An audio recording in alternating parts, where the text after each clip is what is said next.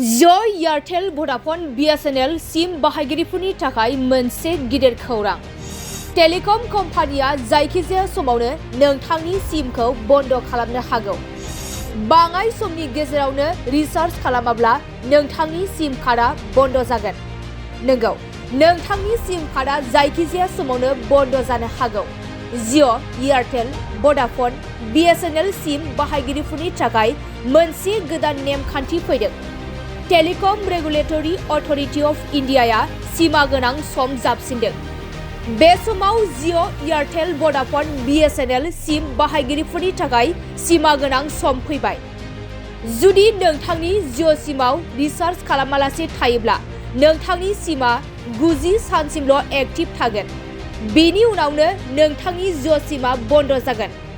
बेबादिनो एयारटेल आरो भडाफन सिम कार्डआबो 90 साननि गेजेरावनो रिचार्ज खालामाब्ला बन्द जागोन।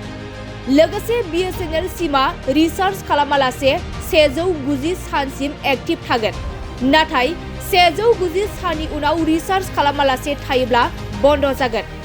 थारैनो नोंथाङा टेलिकम कम्पानिजों थि खालामजानाय सिमा गोनां समनि गेजेराव रिचार्ज खालामालासे थायोब्ला नोंथांनि सिम कार्डआ बन्द जागोन।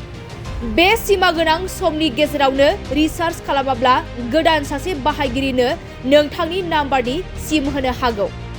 बेनिखायनो सम थानायावनो नोंथांनि सिम कार्डआव रिचार्ज खालामना ला।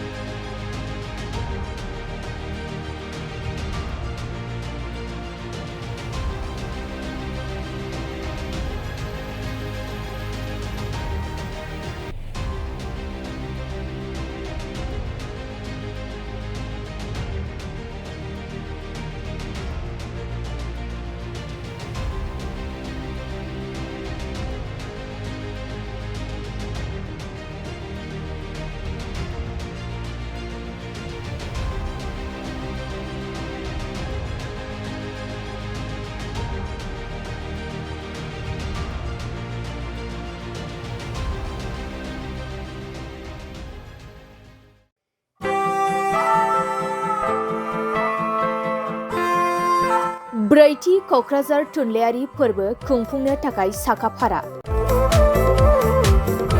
गोजोननि रादाब बिलाइनानै सुबुं हारिमु आरो थुनलाइखौ फोनांजाबनाय बे मोन्थोरजों बोसोरफ्रोमबो खुंबोबाय थानाय बायदिनो क'क्राझार सहरनि साखाथियाव थानाय बड'फा कालचारेल कमप्लेक्सआव फैगौ 1, 2 आरो 3 फेब्रुआरियाव खुंफुंजागोन ब्रैथि थुनलाइयारि फोरबोखौ।